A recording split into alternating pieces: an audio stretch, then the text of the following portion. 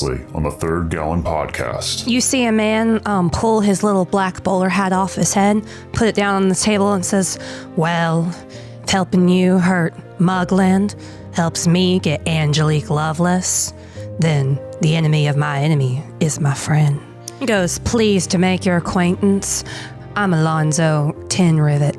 You see a shield marshal pinning something up on a bounty board. Oh shit! And you see pictures of yourselves. Do you read them? Yes. Yeah. Wanted posters. Alonzo Obviously. says wanted for like 5 accounts breaking and entering, 2 accounts of selling compromised locks. Alonzo sits down after he's had his whiskey, and he realizes something very sobering. With his face on a poster, he needs to make probably hit one of his last few contacts with his beloved Eleanor. Just in case they try to get to her. So he drafts her a very heartfelt letter, letting her know that he won't be able to speak with her for a little while. And a woman comes and picks up the mail and starts looking through the letters. And we see one familiar one that Alonzo sent out. And she opens the letter. "Dearest Eleanor, I write you this letter to warn you that it could be my last for some time.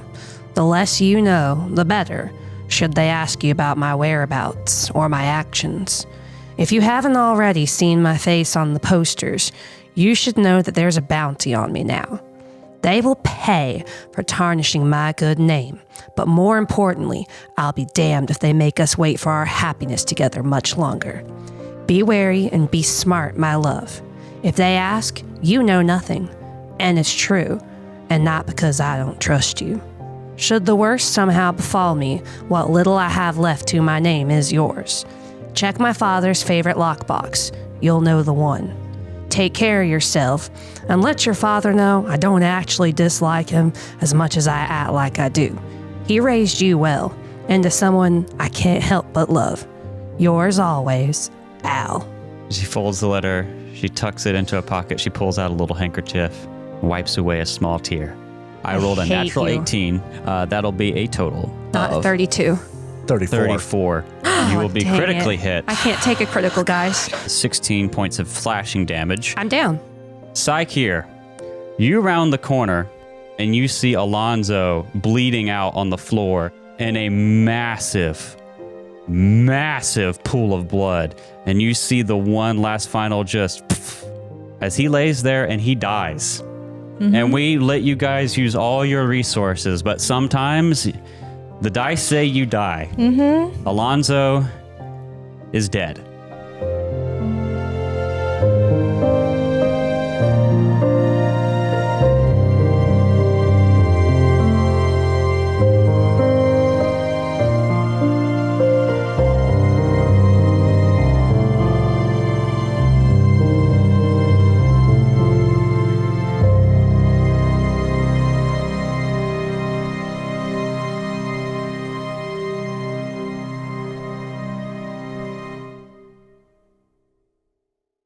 So I've gone on record saying some possibly needlessly harsh things about DM bullshit gods making player characters come back to life.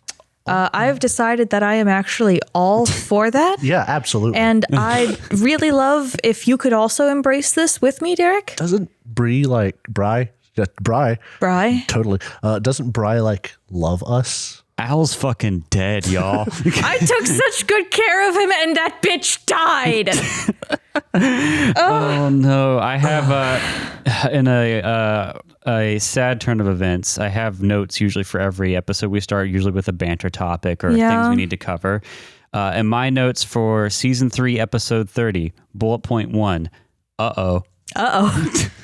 I logged into Foundry today when we were setting up to record, and I just see Alonzo's fucking token with a skull over and it. there's like a bajillion conditions clicked on it. Yeah, Listen, there sure are. every single one of you better put an F in chat. Yes, F's in please. chat. F's in Alonzo. chat, F's in comments. Please. I'm looking at Bridgie. I'm looking at Mario. I'm looking at JR Lonergan. Lonergan. I'm looking at every single one of you LNT people. play. Every one of you, F in chat. F's in chat. If you're listening in the podcast version, you're not on the YouTube video, hit the Google It's form. okay. You are forgiven. Just It's okay. throw an F in the Google form for me. Just write F on the nearest wall. Yes. On the nearest wall. Write down our social media links. Please do graffiti. And then write F underneath them. Paint F on your cat so they can run away and spread the F to everybody. Yes. And if you're wondering, though, this podcast sounds a little bit quieter today. It's because Kat is not at the table. Yeah. Dead, y'all.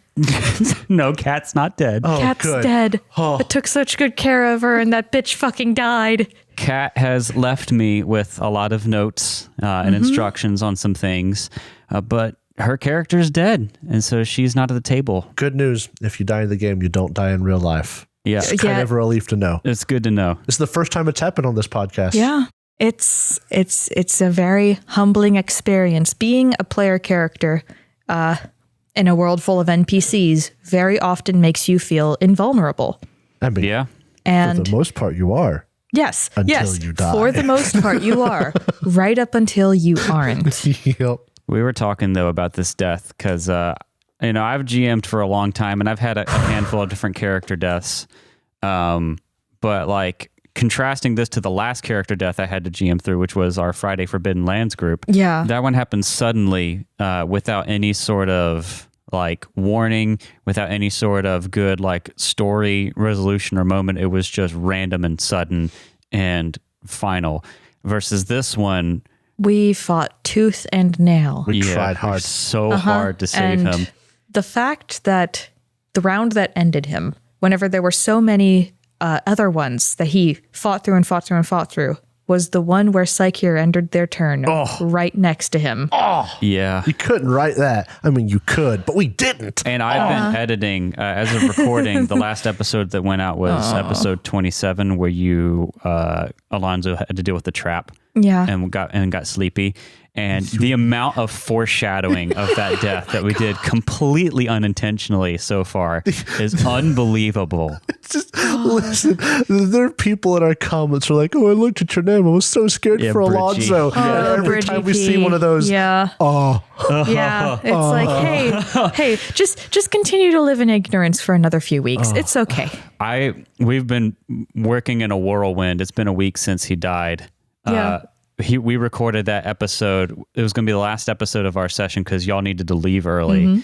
And We went late. it went really long. Yeah. Holy crap. Did Yeah. it go very long. It really did. I was been working with Kat all week on what to do about this, and the amount of times I have to say like I'm extremely sad but also pretty excited yeah. is unbelievable. This is Yeah. this is special for Kat as well because this is her first like character death. real character death. Yeah. So you once again, F's in chat, people. F's in Yeah. chat. Show Kat your love Well, in this time of mourning. Or make fun of her. No, don't do that. Don't. It'll feel me. Well, not her. Make fun of Alonzo. Say that bitch is fucking dead. F. Acceptable. It would it's be fun. funny. It would be funny. I am so sad though, like actually legitimately sad. Like every time I think about the party or whatever else, I think about Alonzo and I was like, oh, he's dead. Because he was like your Yeah. average Joe guy.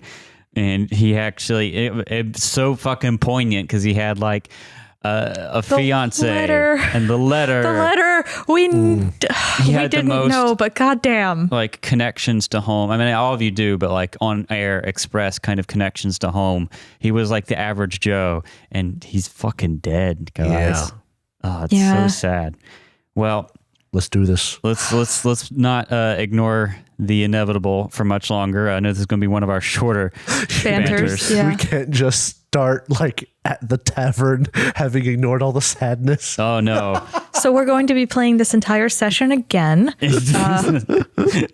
I know you guys just leveled up, but we got to finish book 1 and then we got a lot of other stuff to deal with. I was telling the crew before we started, we have like 1 page left of book 1 to handle. Oh my god. So close, Alonzo. And you're so close. He almost leveled up. Can I do like chest compressions just to get him through the end of book 1? No, he died before the level up, It was unfortunately. blood. I don't know if chest compressions would do anything but make more blood pop out. Yeah. Anyway, Gross. Squeeze that man dry. let's like an orange. let's get into it here. Centuries before the Starstone was raised, the Wizard Kings Nex and Geb warred with one another, scarring the land between them into a devastated, unstable magic wasteland. From the glowing ashes of the Mana Wastes arose Alkenstar, the city of Smog, a metropolis of airships, skyscrapers, factories, and clockwork wonders. To the world, Alkenstar is the pinnacle of innovation and determination in the face of insurmountable odds. And on its streets, life in Alkenstar is a non-stop race to stay ahead of the competition. The players are turning on their phone flashlights and waving them up in the air. And it is here that a desperate group, hungry for revenge, living on the edge of the law, hunts for the ones who cast them out. They are the Outlaws of Alkenstar. Micah's Angels... -1. Micah's Angels finally got a real angel. When we last left you guys, you had entered the chamber in which Shoma Lyzerius was holding out. Like a fucking wimp. He was ready for you guys. He had a bunch of shattered glass things with some bombs hidden around them. You had done a lot of stuff in here. You fought his clockwork handlers and his homunculus. You found out that he had been working on something called Lyserium, another highly explosive material, and he's had trouble with it. You found this weird rift towards the astral plane that you had to close up. It was shut away in this closet. And then you finally came here to this big room and fought Shoma himself, this mysterious figure who sicked the powder keg punks after Gattleby. And yet there's still a bit of mystery to unravel here. However, during the fight, you handled Shoma pretty well. But his fabricator. But his clockwork fabricator, you lit off for a couple rounds, and it did some work. His robot was nasty. It went rogue. It did some hella work. It was given the instructions. It did exactly what it was supposed to. Yeah. No, it went rogue. But It was told to disassemble anyone who enters this room that isn't me. We should have all used our caps to look like Shoma. Man, that would have been a joke. That would have been so useful. That would have been really funny. But you didn't even know what he looked like before you entered here. No. And none of you had any idea what this thing was programmed to do. Firehead Man. Firehead Man. And you fought valiantly. Alonzo charged in and made this guy sweat, really. He did a lot of damage to Shoma. But the fabricator up in his face. The fabricator started wailing on Chester, and Alonzo rushed in to defend Chester, if I'm not mistaken. Yep. And that was the fatal blow. He took a critical hit from the fabricator and went down and had, I think, a D6 times 2 of persistent bleed. Yeah. He almost came out of dying, basically, but had to deal with the bleed from bottle caps and rolls. But between the Shoma trying to set off the tank and throwing him down a step, and also the persistent bleed stacking up wounded, there was really not much he could do. He just could not shake that bleed condition. Psyche, well, we've all talked about this ad nauseum off air, but you backed out to try and not die to this thing, and it kind of worked out because you were able to plink at it with that adjacent to you damage. And then I yelled at it. And you were eventually able to yell at it and wipe it out. And we were talking, though, even if you had got to Alonzo earlier and cast some sort of healing magic on him, chances are I was out of spells. Yeah. Oh, yeah. Even if you'd used, I think you already used the wand, but even if you had a spell, it wouldn't stop the bleed. And that was the bleed and the wounded thing is what got him. Could have used potions, but still wouldn't have done that much. Anything we did, even this is all big ifs, would have only been an if. He still would have had to roll. Yeah. It only would have bought and a it's a couple more hard rounds. roll. Yeah. That's a 25% chance to stop persistent damage. He bled out as I ended my turn adjacent to him. Yeah. Chester's been sleeping this whole time. Chester is dead asleep. Unconscious. So is Shoma. But what a poignant way to go. Fighting, maybe not a boss that you guys, in some adventures have been tracking down, like Mugland, right? But still, boss came out of nowhere. He died to the boss with all this setup and build up, and then the round he went out was immediately after Psyche came into the room, spending all their actions on movement. But that's where we're going to pick up right now. Psyche, you were the only one in this room who was awake. So let me go first. Chester does this. Thank you for Okay. that excellent role play. Yeah. That was beautiful. Thank you. Should I give him a bottle cap? Yes. No. Psyche, you're the only one awake in this room. You come into the room, and Psyche, you're someone who has done a lot of healing. I know we in this iteration of Galarian have Church of Bry participate in healing stuff. Whether that's super canon or not, I am actually not 100% sure, but that's the way I've been ruling it. Like while the Temple of Bry is more focused on research and stuff, they do like community outreach and have like healing stuff, and that's something that you've taken part in. And with the pool of blood that Alonzo is lying in, the size of it and like how big it was when you left and now have come back, you know exactly what's going on. So, Psyche was running to get back in here. I imagine that they probably knew right about where Alonzo fell. I think that they were in here whenever he passed out. They were. Yeah. And I imagine they were perfectly prepared to take a knee right as they entered here and start working. So they slid in, settled themselves on the ground, big metal hands kind of hovering over the body, trying to see where the worst of the bleeding is, only to realize he's no longer bleeding. Yeah, he has no pulse. I mean, he got critically hit by this saw. I imagine it's kind of like a gut wound that just won't stop bleeding, or wouldn't stop bleeding. But yeah, it's bad, and there's no pulse, and you just know that he's gone. Holy shit. Psyche's close enough to like a priest. Psyche is going to remove his hat, set it off to the side somewhere where there's not, burning goo on the ground. Like brush his hair back, maybe close his eyes if they were open. And they're going to lift him up. Go back through the hall, past the past the place where we fought the little will-o-wisp wannabes, to that bedroom.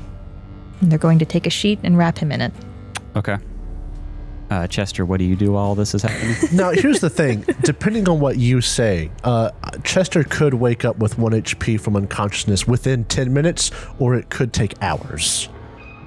So I think Psyche is going to be the one that has to wake you up. Okay. That's what I figured. Then Chester does this.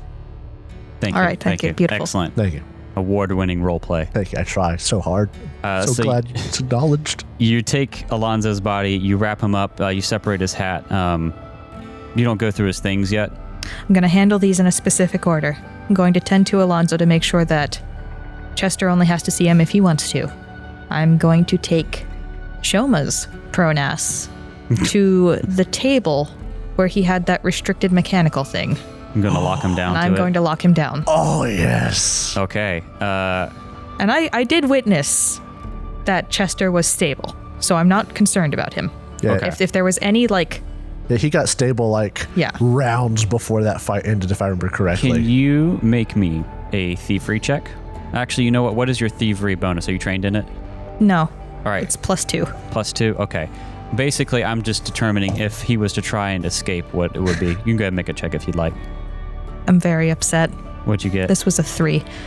So 5. He's also he's more unconscious than Chester is. Let's put it that way. Yeah, so what I'll just say is there's not a lot to bind him down with, and that you... I thought that there were Shackles. Yeah. Or was the thing just lying on the table? It was lying on the table. Okay. You can definitely bind him a little bit, but if he fights with it, you think he could overcome it. Don't worry. Whenever you Okay. Chester, whenever you wake him up, Chester can help with that. So what do you do next? All right. I am going to remove Chester from this room and then start making sure that everything's okay. I'm going to try and heal him. Are you going to take him away to heal him? Yes. Same room as Alonzo? Same room as Shoma. Okay, so you take him away to the same room as Shoma. Are you going to administer any healing, or are you just going to wait for him to come around on his own? Or I'm going to wake him up? administer healing. It's been more than 10 minutes by this point. Okay, so yeah, make me a medicine check. That's a D10. Is that natural? That's a 12 Oh, okay. plus 9, so I make it. Yeah, you make it. So Yeah. 2d8, please, just to see how much Chester comes up. 2. 2. 2? 2. 1 I and 1 on rolled 2d8? ones. Yes. Chester, you wake up at 2 hit points. You're not in the same room. You wake up in the room with the clockwork handlers. Oh, jeez. What the? Something happened. I see we got Shoma. Don't. Nice. What? And I am going to, reach under my little cloak and pull off of my belt Alonzo's hat. It's just us. I was too late. You mean... Alonzo is dead. Hold on a second. He was alive. No, this is mean. This is mean. You joke. I know you do. Where's he at? Give me your hands, Chester. No. Come here. Put your hands in mine. The Chester does. He'll stand up. And I am looking right into his eyes. I was too late. Oh, don't do... It's okay. It's not... You can be angry. No, I'm it's angry. not your fault. Listen, it's... Where's he at? I want to see him. I wrapped his body. Where's he at? Let's go. He'll follow It's okay. Psyche to the room where Alonzo's body is. And he will pull it off to see the face. You look at Alonzo in this blood-soaked sheet. You see his wound. I think you may have been knocked out before he was. Yeah. As far as Chester knew, Alonzo was alive. Hurt, but alive. Yeah, he's burned, but he's mostly just had this horrible wound inflicted on him. His face, it looks oddly peaceful. He didn't take any damage to his face. It looked like he's asleep. But his heart's not beating, and he is stiff. Pale as fuck. Chester will just kind of... He'll spend a couple of minutes looking at Alonzo's face.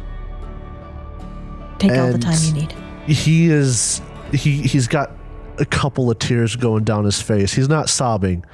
But after a couple of minutes, you see him kind of harden up. And he'll look at Psyche and he'll say, all right, there's some things we have to do. Did you remove his possessions from him? Are they in the bag? That is not my place. I think that as a healer, it would be remiss of me to loot his body. This isn't loot. Chester will grab, at the very least, he'll grab Alonzo's rapier and he'll sheath it onto himself. You look through. I mean, he doesn't have a ton of stuff, really, because he didn't have a lot of strength.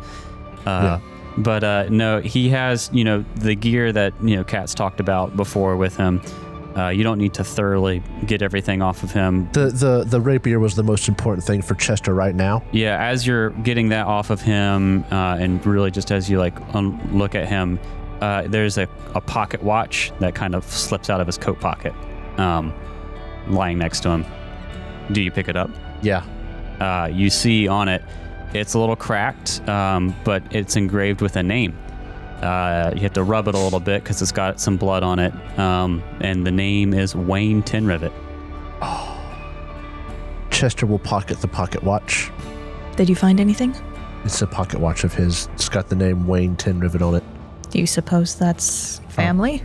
I imagine. Father, probably? I imagine so. He'll pop it open. You pop it open, Psyche here right next to you, and you see inside there is a folded up looks like to be some sort of, we would call it a photo. I imagine it has a different name in Alkenstar, but just a really crude photograph. A still of him, and you see him there. He's got like a nicer looking suit on. He's got his hat on. He's got his little Alonzo smirk popping out under his mustache. And next to him, you see someone that he's talked about, Eleanor. They're happy together, holding hands. The time that it keeps looks to be accurate as far as you can tell. Still ticking quietly. All right. He'll close it. I'll handle this. He'll hold up the pocket watch and he'll tap the rapier. I've got this. And then he kind of refocuses, he rehardens, and he looks at Alonzo one last time and he covers up his face. And he says, there's time for this later. And he'll walk out and he'll go make sure that Shoma is secure. If you want another thievery check. What's your DC? What's your bonus? I am an expert, and I have +10. Okay, I'll just use that as a DC that he'd have to beat. Okay. Then I'll, Chester, wait. hardened, stares like he doesn't look angry. He looks blank as he just kind of stares at Shoma, and then he turns around and starts to go back to the room where the fight happened. I'm going to stay with Shoma, and for the next 10 minutes, after he is secured, I'm going to provide medical attention. Wait till I'm back, please. I mean, it's going to take 10 minutes. Okay, yeah, and so Chester's going to go search the room where the fight happened in. You go back to the room. I don't think you remember this from when you were up, but you notice that the big green vat is busted, and there's like burnt marks everywhere and some green goo as well. I'll read the flavor for you again, just so you can get the lay of the land here. An acrid smell permeates this 45-foot wide stone chamber. Against the south wall of the chamber is a 5-foot tall stone dais, upon which stands a black granite statue of a robed and hooded figure, its face hidden in shadow. The walls of the room are filled with alchemical equipment and materials. The floor is covered with various empty bottles and glass vials, from the array of metal rods in the northwest to the large glass tank, which is now broken, to the northeast. A table covered in tools and reagents sits in the southeast corner of the room next to the dais. And then there's the exit to the north, which you're coming from. I'm not going to have you have to roll perception for the bombs on the floor, but you can find there's a couple more that you haven't spotted yet. Mm-hmm. I'll reveal them for you just so you don't have your character step on them. Actually, Chester would like to pick these up and take them. Yeah, okay. You can add 2 bottles of Lyserium Lesser to your sheet. Loserium. There's a lot more than that. Is that all that's really able to be taken? Are the others like too fragile to pick up? Yeah. I think they got busted. I think, yeah. Well, actually, yeah. I'll just, you can get 2 of them fairly easily. It doesn't look like there's any loot in here. He'll search, he'll inspect the table, he'll inspect the boxes, he'll look at that statue. Yeah, the statue's the weird part. As a matter of fact, the statue and the magic circle kind of stand out into what would normally be a pretty typical setup for some sort of hidden hideout or hidden lair for an alchemist. But this statue is weird. It looks disconnected from what else is going on. And so did that chamber. Would you like to make a knowledge check on it? Yes, what would that be? That would be religion. Fantastic. I love religion. That is 18. 11 on the die for a total of 18. That's not going to do it, I don't think. All right. It looks like you can tell it's some sort of religious figure. I'll give you that much. But you're not certain what it is. It's definitely not something that common people would know about. All right. And then there's nothing else in the room? Nothing really else, no. You did notice, I believe, at some point in the hallway, the busted clockwork fabricator. Chester he'll kind of do a little nod, and as he walks out of the room, he'll stop and look to the right where the puddle of blood is. Yeah. He'll once again stare at it, blank-faced. Yeah, you never saw the scene because you went down before he did, I believe, and then you only saw the body. You didn't see where he fell. And then he will walk out of the room and he'll go up to where Saikir is, and he'll say, in the interest of learning everything we can before we do this, he'll nod to Shoma, would you go look at that statue and tell me if you can learn something about it? I get the feeling it's got some kind of religious thing, but that's not my forte. I will do my best. Make me a religion check, Saikir. I rolled the same thing. 17. 17? No, that's not going to do it. Nothing you heard of. Nothing that looks immediately familiar. Alrighty. This is definitely Norgaber. Or Mad God. Nexus. Nethys. Nethys? Kills magic stuff. Yeah? I don't know. Drow and Jacob are speaking as players in a Pathfinder game. The thing is, Nethys has a very specific motif that this guy does not align with. Oh, I mean, Well, because you don't always have to. I mean, he's the god of magic. If we're metagaming, though, I will say Nethys is a more well-known figure in this part of the world as a religious figure. So you probably, unless it was some variant of it, you probably would recognize Nethys, but it doesn't look like Nethys. Okay. Well, I know one way we can find out. Are you ready for this? Yes. All right. I would like to speak with him first. Oh, you go right on ahead. We have a lot of talking to do. And I'm going to resume where I left off in treating him, in hopes that I can get his blood pressure up enough that he gains some cognizance. Yeah, I mean, I'm not going to make you roll a check for it because he'll eventually come around at 1 hit point. The wily alchemist flinches when he wakes up, as if expecting to be hit, and he blubbers, What are you here for? Why did you? At first, we just wanted information as to why you wanted to kill Gattleby.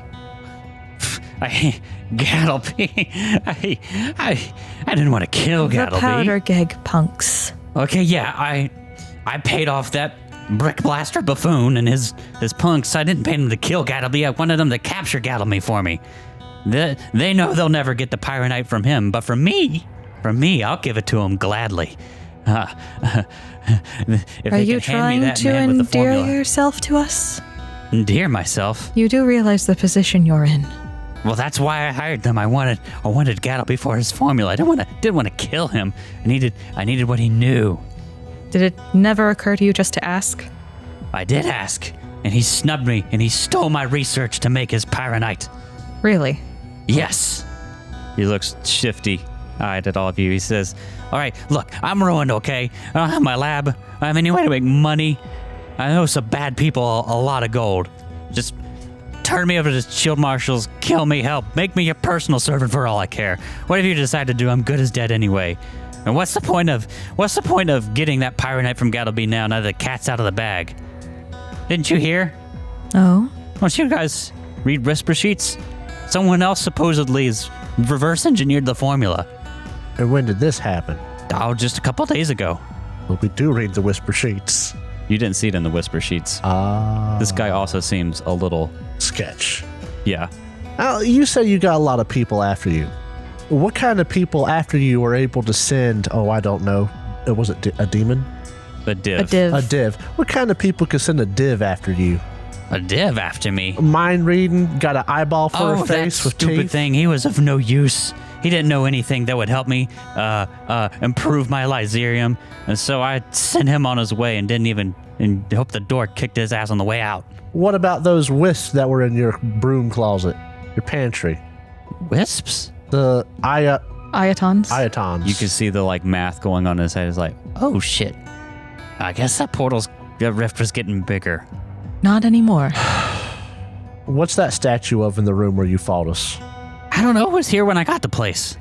All right, I got a feeling about this place, and then I discovered this hidden chamber, and I started to use it, but that statue was already there, and that rift was a good spot. So you just so happened to choose this place? No one told you to come here? No one recommended it? You just had a feeling? I was following the secret to change my fate. It's a saying among circles of people like me, pointing to his fiery hair. The Janaikan. The Janaikan, yes. I followed the signs, looking for the secret to change my fate. And one of them led me to this apartment, and I discovered this temple. This temple to the Master of Secrets. It is Norgriver! Nice call. Although a fat lot of good that did me. So you do have a name for this guy, and you just didn't tell us? I don't know his name, but I know he collects secrets. Yeah, okay. Can I roll religion again to see if that clears anything up? I'll just tell you with the result you already got on both of your checks. Okay. Yeah, you know this is some Norgriber bullshit. I want a bottle cap right now. Although, to be fair, I know you guys as players have seen the hooded figure before. The hooded figure. I know your alarm bells as soon as you saw that were going boop, boop, boop, boop. So you're telling me that we came after you because you went after Gattleby, and it was just because it's just, and now it meant nothing? Yeah. Dude. You killed our friend. Oh, he's dead? Just gonna sock him one. Did the machine? Ooh, yeah, the machine got him, didn't it? What is wrong with you? Anything to get ahead in this place before it outpaces you. How about this? Do you know the name Muglin? I think I've heard of him. I think I owe him some money. Loveless? What about Loveless? Yeah. Oh, yeah, she's that shield marshal bitch. Pain in the butt. So you don't work with them? You don't know them? No, I'm a lower class scumbag than that. Had you only spoken with us, as we tried to do, perhaps we could have been allies. I want to know something, Shoma. What? Have you ever lost somebody close to you? Yeah? Would you forgive the person who took them from you? He thinks real hard for a second. Maybe. Under what circumstances? I don't know. Maybe if I don't know, maybe I could forgive something like that, but someone, Gattleby, he took my ideas, and now other people have reinvented his, and that's his comeuppance. So, just one more time. This is... Gattleby stole your ideas? I'm sure of it. So you have no proof. You just think that there's no way someone could be smarter than you and figure out something quicker than you. I know that he used my research. How? I know that he read To be it. fair to him, Chester, Gattleby did remember him as a loser. Yeah, know. he did. I went back to the college to get some of my old notes from when I was at school, and I found out that Gattleby had checked them out. He checked them out. It was on the log, and I confronted him about it, and he snubbed me. He snubbed me, and I know he's built off of my formulas to make pyronite, and it serves him right that someone else has reverse engineered it now. So you're angry that he used your published material. It wasn't published. It was at the university, and he didn't credit me. Damn it! Shoma, you're a character. I don't know what you're talking about. This is not going to be good for you. I got bombs. I got a gun. I want to put him in the Lyserium tank. But he's immune to fire. Is he immune to drowning? Yeah, but that'd be no different than drowning him in water. We could pour bottled lightning down his mouth. It's about... I know it's about... Sweaty. I know it's about the like... It's, He's resistant to fire, but I don't think he ever took enough damage to overcome it. I know it's about the principle, but you know what? No, actually, now that I think about it, he might just be tough. Hey, are you immune to, or like fire is just weak against you? Fire hurts. Okay, all right. Oh, you know what? Looks back and forth nervously. You blew up your big tank. You think a body could fit in your smaller tanks? No. Could a body fit in his smaller tanks? No. Maybe a small body.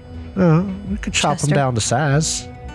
It might be even greater a revenge to let this pathetic thing go and live his miserable life. Chester's, he's been hefting a bomb this whole time. And he'll say, you know what? I think you're right about that. But I'm pretty petty. And he'll smash, if he can do it, he'll smash a bottle lightning moderate onto this guy's face. Make me an attack roll. Or hold on, no, it has to have persistent damage. He'll smash a blight bomb on this man's face. Blight bomb? It's poison. Oh boy, so what do I roll against that? Nothing. It's regular bomb, just it's poison damage.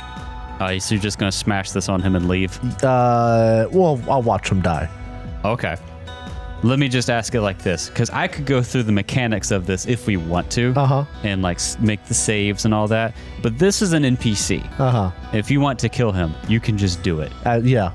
Okay, you Please, smash. I've seen enough death. Oh, you can walk out. I was able to save him. But why would you save him?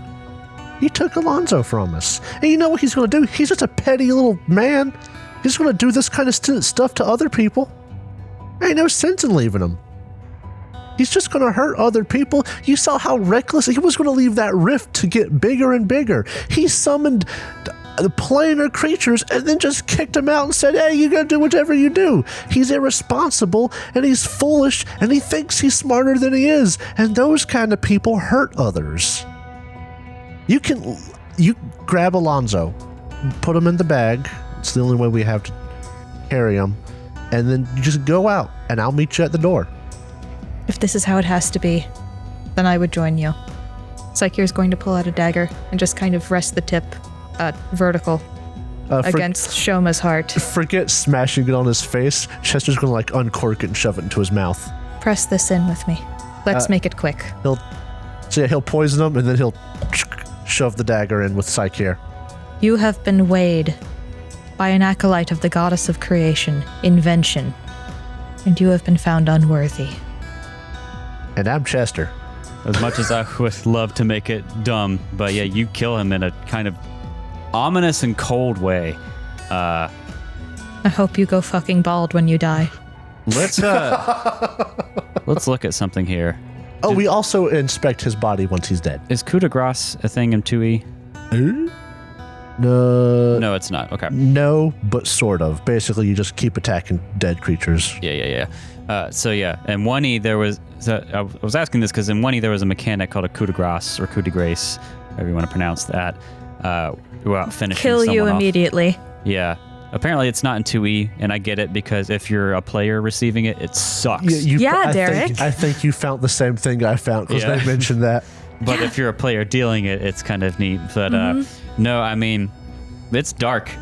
In Forbidden Lands, I actually like that you can't finish off an unarmed foe without a check. It's like really hard to do. Yeah. But I'm not going to stop you guys. You finish him off. You poison him and you shove a dagger through his heart. And you leave him there on the table, I assume. After looting his body. Now, you already did it last episode, technically. Oh, we did? I think. No, we ended when Alonzo died. Oh, yeah. Well, let me just tell you, he has some stuff on him. Oh, None of his bombs are going to be useful to you. Oh, yes, because alchemist His stuff. alchemist stuff. Yeah. Unless they were bombs he crafted. But like legitimate crafted, not once a day. No, crafted. he had a bunch of different bombs and alchemical items, but all of them, you could take them, but they go away. He does have an item called a crafter's eyepiece. I like the sound of that. This rugged metal eyepiece etched with square patterns is designed to be worn over a single eye. Twisting the lens reveals a faint three-dimensional outline of an item you plan to build or repair, with helpful labels on the component parts. Bitch, you got an HUD! While worn, this eyepiece grants you a +1 item bonus to crafting checks. When you repair an item, increase the hit points restored by 15 per proficiency rank instead of 10. Item holder. So this is for Chester. Yeah, this is also for repairing things more specifically.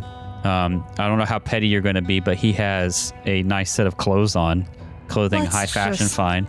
Let's just leave him in his clothes. We stabbed him through the heart. He don't deserve it, but all right. You let me kill him, so it's your turn to choose. I need you to hold the bag open. We're taking his body? No, Alonzo. Oh, okay. Well, first let's make sure. That's it? Okay. I will hold open the bag and help respectfully place Alonzo's body in the bag. He goes respectfully in the bag. Doesn't go well together, but we ain't got much choice. He goes into the bag. He lands on an empty whiskey bottle. Can I take his pistol? Sure. I imagine one of you would also want to take his heavy crossbow. Yeah, we'll take the weapons. And we at some point we loot him because, you don't want to put him in the grave with thousands of dollars worth of adventuring gear. Yeah. Yeah. Okay. You're right. This is not looting. It's not looting. It's repurposing. Like it's. Yeah. But you take some of the items off. Probably just put them in the bag next to him. Put him in the bag, and you head out.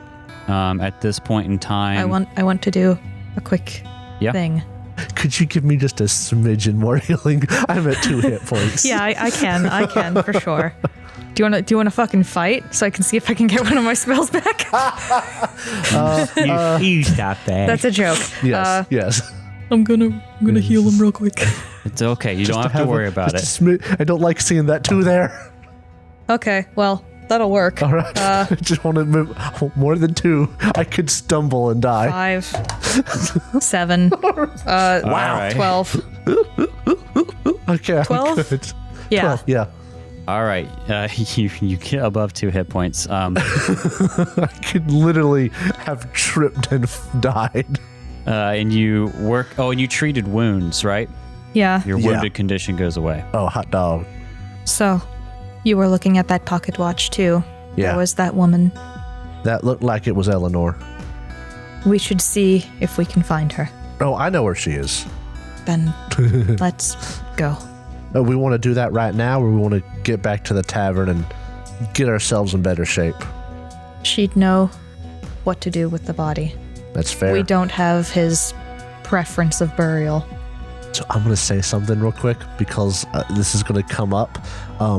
But Alonzo has a +1 striking rapier. We're going to take those runes off Oh my god. and then hold on to them and put them on something else later. Don't worry about it. You take the rapier. It's important because the rapier is sentimental, but those runes, they don't have to stay on there. You take the rapier. You're a monster. Listen, it's hard. It's harsh to say, but like, it's necessary. You take the rapier, and you're heading back to the We're going to go tavern to we're going to go to Eleanor's place. directly, Yes. immediately. And if you want to know how we know it's there, very easily we could just say Chester did a background check on his friends, Okay. or Alonzo could have told him in case something happened. Okay. If it's all the same with you, Chester, I would like to speak with her. Simply because I think I might be more calming, given my stats. I mean, I'll be in there with you, but yeah. Okay. All right. So you work your way up. You both look awful because Chester's been burnt. I would like to Hit. use the hat of disguise to disguise myself as a Clean less you? messed up Chester. Okay. All right, so you guys head out of Hellside and you headed into the Ferris Quarter. You head to the address that Chester knows Eleanor lives at because you do background checks and you just kind of low-key stalk people, I guess. He didn't stalk. He just found an address. He ain't been there or nothing. All right, so both of y'all head up and you see a door. It looks like it's to a little townhouse in Ferris Quarter. What do you do? Chester will take off his hat and he'll hold it in his hands. And he'll fiddle with it. He'll look at Saikir. And he will knock on the door. You knock on the door. You hear some unlatching noises. And Kat, who do they see whenever the door opens in front of them? When the door opens, they see the half-elf, red-headed, fiery-eyed, and haired Eleanor. Which you, Chester, recognize from the portrait and the locksmith you took. And she kind of stares, and her look goes from, who's knocking at my door, to, oh no. Are you Eleanor? I am. It is our understanding that you were with a Mr. Alonzo Tinrivet? She opens the door wider. Come inside. Thank you. You may want to sit down. He's gone, isn't he? Yes, I was there to confirm it. Hey, It was valiant. he saved my life. I'd be dead if it weren't for him. Sounds about to look right for Al. It was valiant, you say? He fought through so much, to the point that when it was over, a lesser man would have been gone for quite a while before that. He clung desperately. My Al would. Then she kind of like steels herself, swallows hard. And who killed him? A machine that is disassembled, controlled by a man that is dead. He's dead. We saw to it ourselves. Good riddance. Or else I'd have done it myself. This was the least damaged thing that I think would have been proper memorabilia, and I hand over the hat. She takes it, holds it over her heart, and a tear goes down her face. And I think he probably would have wanted you to have these too. And Chester will pull out the pocket watch and the rapier, and he'll hand them to her as well. She takes the pocket watch, but gently pushes the rapier back. This you may keep. He told me little of you to keep your identity safe. But I had a feeling I'd have a knock on my door. I didn't want it to happen. She sits down, rubs her fingers over her temples, and is quiet for like a good, pregnant, horrible moment, then looks up and asks, "Do you have someone who shall replace him in your party?" Well, the way I look at it, Loveless and Muglin, the people we were after. She spits. Yeah. They've wronged a lot of people, and we figured that our benefactor could search amongst them to find somebody. Why do you ask? You need not search. And she stands back up. This is my fight now. For Al. Chester will look over at Saikir. I tremble at the thought of Alonzo finding us in the next life, knowing that we allowed her to fight with us. Ha! But I also tremble at the thought of denying this woman. As I was about to opportunity. say, I'm not going to lie, I'm a bit more scared of her right now than I am of Alonzo. You may have Mugland. Loveless is mine. Guess who else is Loveless, bitch? Chester says, I ain't got nothing against this. I don't think Saikir does either. But before we tell you where to meet us, we'd like to talk to our benefactor first. That you may. I have things that must be done. Armor that must be polished. You also have to deal with A body that must be dealt with. I would, if it is at all possible, just to make this experience easier for you, like to know how he would like to be processed if he ever mentioned that to you, and I can arrange it. He wanted his ashes to be placed by his fathers. A man of sentiment, my Al. We can do that. I will, regardless of the outcome, regardless of whether or not our benefactor approves of you joining our team. I will do this. For him, for you, for myself. I thank you. Your names. He wouldn't tell me. My name... I know you as S. It's a P. No, it's S-I apostrophe K-E-E-R. It is? Yeah. Well, it was here. it was S for the scene. Oh, this is clever. And Chester's is D. Chester's was D for Dampire. That's creative. My name's Chester Williams. At your service. Nice to meet you, sir. Nice to meet you, too. Jacob tugged at his, he went for a hat that wasn't there. Oh, you're all looking at me. Yeah, introduce yourself. I am Saikir Astartes of Clan Tau. You want... Every time I hear another part of your name. And just for the record, Eleanor doesn't have a last name yet. That's okay. My name's Eleanor. Eleanor. Last name placeholder. Everything I've gone through doesn't Eleanor sound placeholder. right. But you made this introduction. Now you guys gotta have a couple things to deal with. You gotta talk to Phoebe, not just about the results of everything, but also about having a new team member. So we say to the tavern, and Outlaws of Alkenstar symbol spins towards the screen, then spins away, and we're there. And I would be there or not? No, you wouldn't Not be there. yet. This No, one. because Eleanor's got some things she has to do to get ready. Eleanor has to deal with some funeral stuff. Are you guys going to all meet with Eleanor? Are we going to set a scene where you say goodbye? Yes. To Eleanor? Alonzo. Or to Alonzo? Eleanor's not going to be saying goodbye. She's saying hello. Yeah, Dunsmith said no. Later. Bye. Bye. Otherwise, you're on her hit list. We'll meet you at the final boss fight, and we'll just happen to work together then. Later. Tag me in.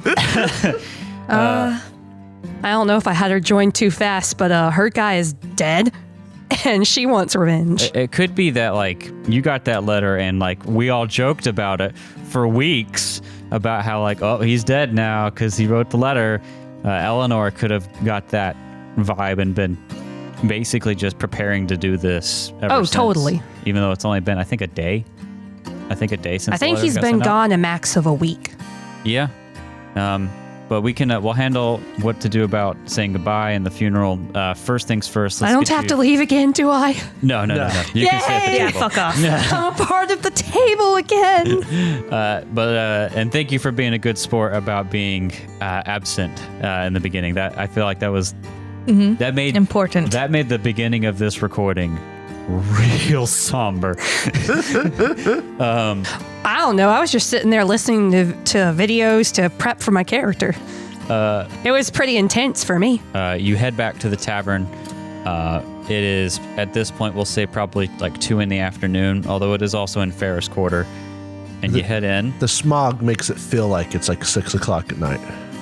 I honestly might just send Chester to Phoebe so that I can make arrangements with a crematorium. You want to help with that then? Yeah, that's kind of what Psycheer said, is that, hey, you're already going to go through a lot. They'd personally- I'll handle this. I mean, I got alchemist fire. No. I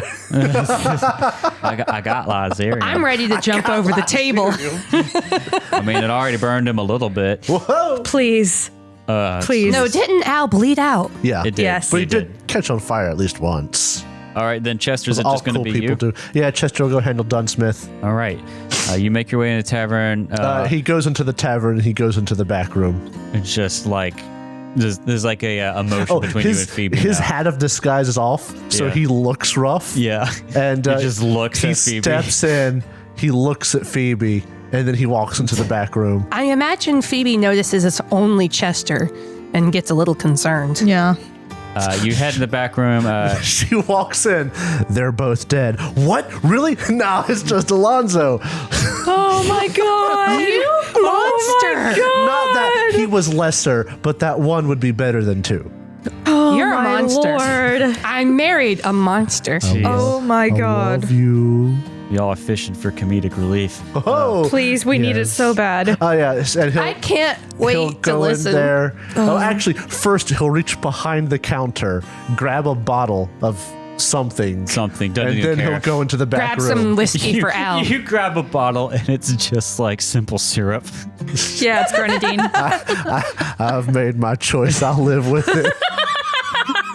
Shit, that'd gotta be stick disgusting. you gotta stick to the gimmick. He'll just place it down and not drink it.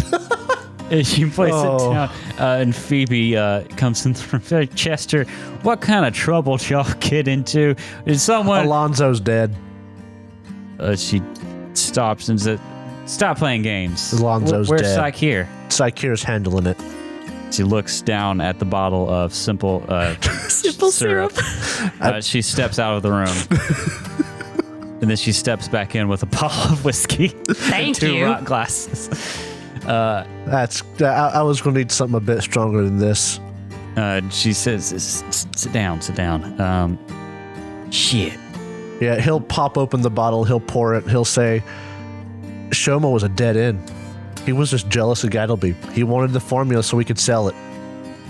Dead end. No connection to Loveless. No connection to Muglin. Loveless. He was just a podunk, petty little man. And you hear in your head, he was a loser bitch. Yeah, he was a podunk, petty little man who just wanted Gattleby's formula. He wanted the formula, all right. But was he able to get it? Has it been? According to him, no. But according to him, somebody else has. He said it was in the whispers, but I don't remember seeing it. According to him, somebody's already reverse engineered it. Whenever you say that, like she's like mid gulp and then stops and then slams the rock glass on the table. Say that again. According to Shoma, somehow he heard that somebody has reversed engineered Pyronite. But he said it was in the whispers, and we read the whispers. I hadn't seen nothing. Yeah, because we redacted that one. Oh, Yeah. we. Well, I mean, I work for a Duchess. That's the kind of stuff that'd be nice to know for our group. We thought it was just a bunch of nothing. So yeah, Alonzo's dead and Shoma was a dead end. Everything we found out from him, we already knew apparently. And Chester's staring at her.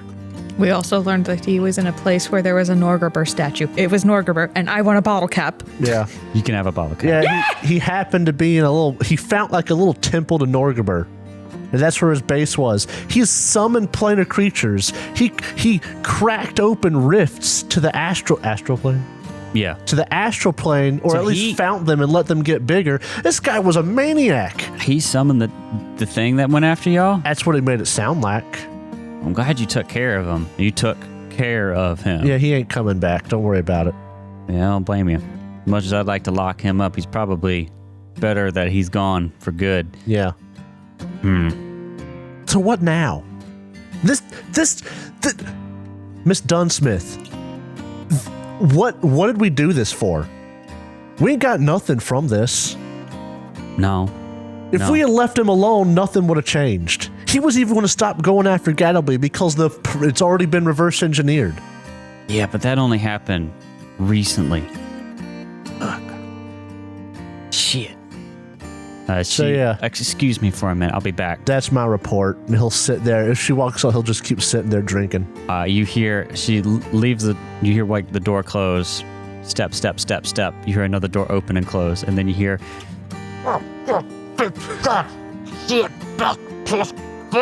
You mean some straight up Yosemite Sam non-bleeped out? Yeah.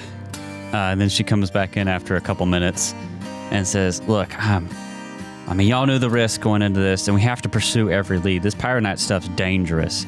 And with people like Shoma out there, you never know whose hands it's going to fall into. And sometimes you hit the dead ends, and sometimes the leads don't go nowhere.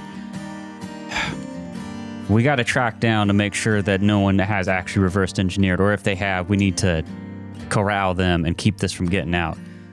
Because with people like Mugland and Shoma on the loose, I mean, this formula, the destructive power of this could cause a lot of pain and suffering in a lot of people's lives. Hell, not even just in this city. We wedged in between two magical powers. Yeah. We're always at each other's throats. One of them starts mass producing Pyronite, then we're going to get caught in another war. Could be just as easy as that. That's why we have to track down every lead. And God, I know y'all been through hell, and I know Al's gone. Damn. Yeah, he left me some letters to send out. Well, on that note, I know you'd probably start looking for somebody else to join us. We can't do what we got to do with just 2 people. Oh, it's too hard dangerous. enough with 3, but that's how many people we got in the podcast. I hear Jacob talking. I mean, the system is balanced for 4, so, but we make do. But Jeez. Holy shit. That was Jacob talking with some serious salt and burn. Oh my god. I think we found our 3rd person already, though. Oh, you did? We went to go give some of Alonzo's last belongings to his beau, Eleanor. Yeah. You heard. Yeah, you talked about her all the time. All the time. Never shut up about her. Every single word he God, spoke. what a fucking annoying bitch. Yeah, Glad he's dead. Wouldn't stop talking about Eleanor. Seems like she's got some kind of skill with the blade, and she's more than willing to come help take out Lovelace and, everything that leads up to that. Well, y'all been working for me for A week? text notes.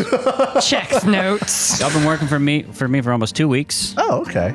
Y'all have done real good work. Y'all been super trustworthy and very proactive. And I mean, if y'all trust her, then I trust you. All right. I'll visit her at some point and let her know where we are. I'd like to meet her personally before you give details about then working you can for. then you can just go visit her. Well, before you bring her here, I'll talk to her about who exactly we're working for, being the Duchess and all that. But if y'all want to go ahead and recruit her on the team, then that's fine. Look, I got to dig into this reverse engineering stuff. We suppressed it that one time, And let's be honest, it'll be nice to have somebody on our team that doesn't have a Walden poster. That is an advantage. Although, if y'all run across Muglin and Yeah, it might not Lovelace's- last too long. Yeah, it won't last too long, but well, damn, I'm sorry, Chester. Is there going to be a service? Sakir is working on that right now. Oh, I'm sorry. Sakir the Observer is working on that right now. All right. Sakir Astartes of Clan Tau, the Observer. Forgot about that The for a scene. good couple of episodes. Well, It's okay. I think Sakir's gotten over that. I'll I think that this is not the time. I'll let me handle any of the expenses that come up for it. As expected. Would y'all be too offended if I attended as well? I don't think Alonzo would have minded at all. All right. To Alonzo, To Alonzo. drink your glass of syrup. I'll pour a dab into it and drink the whiskey. It's all according to plan.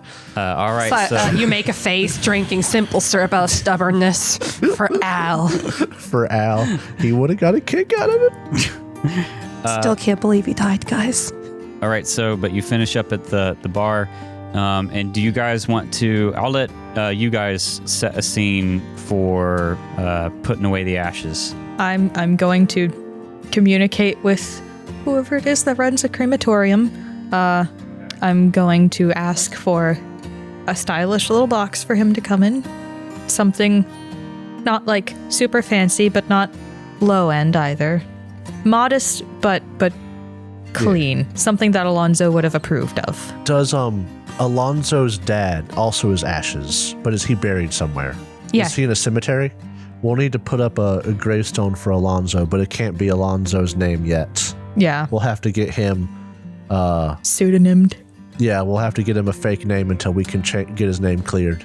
And Eleanor would agree to that. I'm also going to see if I can get like a necklace with a bullet that instead of gunpowder has a small portion of the ashes in it to give to Eleanor. Oh, that's sweet. That's is- going to make me cry. Like cat cry. I'm going to cry. Here, have the flesh of your husband, your fiance, but in ash form.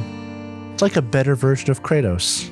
All right, then, Kat, where do you think his father is buried at? Is it Is he in in the city Ironside? walls? Is it in Ferris Quarter? Is it? I mean, I imagine he's probably not buried on Sky Side. He's probably Smoke No, Side, but it'd be close to Ferris Quarter. If Ferris Quarter has like a, simple, ye old, great value. Jeez. They were not very money centered, but he'd be up there somewhere, out there nearby. Al would frequently go by to visit his dead. if you don't mind, I don't think a ton of people would be buried in the city proper. Yeah, and whatever it is, it's just Al would definitely have taken the time to go visit. If you want to have it like interned in like was it like Like one of those walls. walls or something, that could be in the city, but like if you want an actual gravestone, he'll probably be just outside the city. Then go with that. I am not as in-depthly into Alkenstar lore as you are, oh great and mighty DM. Oh, right. great and mighty DM. So the group of you, perhaps disguised a little bit if you're afeared, head out of the city walls. You see the smokestacks poking up above the walls. You see the bronze skyscrapers poking out of Skyside.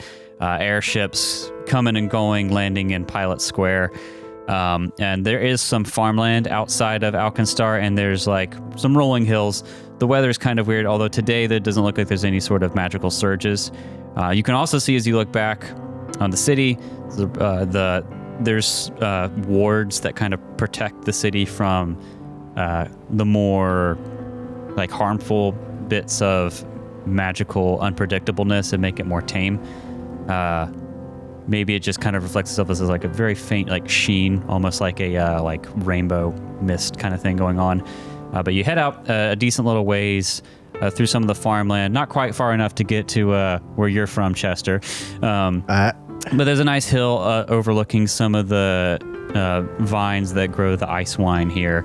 And there's a small cemetery set up there. It was one of the nicer things Alonzo's family was able to do for his dad.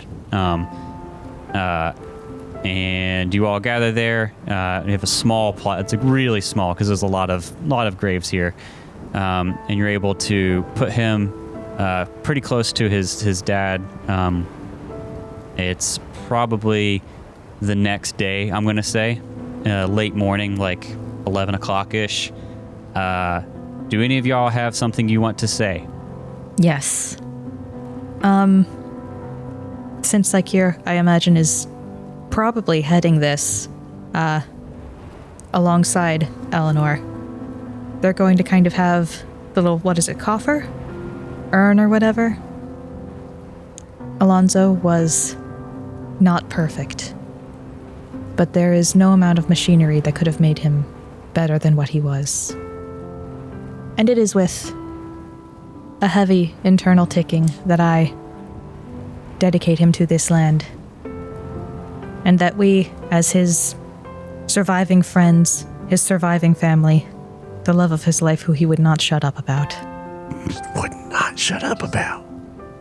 That we take his fight onto ourselves. You did really good, Al. And we have it from here. Chester will step up. You were a good man, a good friend. I'm gonna kill Lovelace. And he'll step back. Dunsmith will step up and say, Al, you did so good. You were an honorable man who made the best out of being called a thief. And we miss you all very much, and I'm so sorry that you had to go too early before you could clear your name. We'll keep fighting for you. And she will step back. Eleanor? And then at this point, Eleanor is just, the silent tears, but she's trying to be all stoic. And I imagine... Come here. It's okay. I imagine she might have actually brought her father, who's this stuffy-looking elf who's trying not to be sad in the background. Who doesn't like Al, but kind of does. And she just kind of steps up very slowly, swallows hard, and she's like, my beloved, you held the keys to my heart. Do not worry. You will not be known as an outlaw for long. And she puts a lockpick right over the grave. And with that, as the sun continues rising on this warm summer Alkenstar day, the wind blowing, you seeing the beautiful vineyard in the background, and all these people gathered around Alonzo's yet-to-be-named headstone. And that's where we're going to end today's episode. Alonzo, you are the least stinkiest rogue I knew. I can't believe I built a rogue who actually wasn't entirely messed up, and he promptly died. Hey, he lasted almost 30 episodes. Hey, let's take a moment and give a round of applause for Kat for all the hard work she put into this. Oh, thank you. I put in a lot of work after about the second or third time Al nearly died in a fight. Kat, before the episode goes off air, you can have 2 bottle caps. What the heck? Yeah. At Chester, you can have 1. No, I already got it. I already got the permission, yes. But hey, he said it. He said it. You can't take it back. I worked hard, damn it. We'll come back next time in a more lighthearted and hopefully... No, sorry, audience. This is the podcast now. All sad, all the time. No So long upbeat as it music, includes me just again. sad piano music. You get 1. Everybody, you're sad. Goodbye, everybody. Goodbye, Bye. everybody.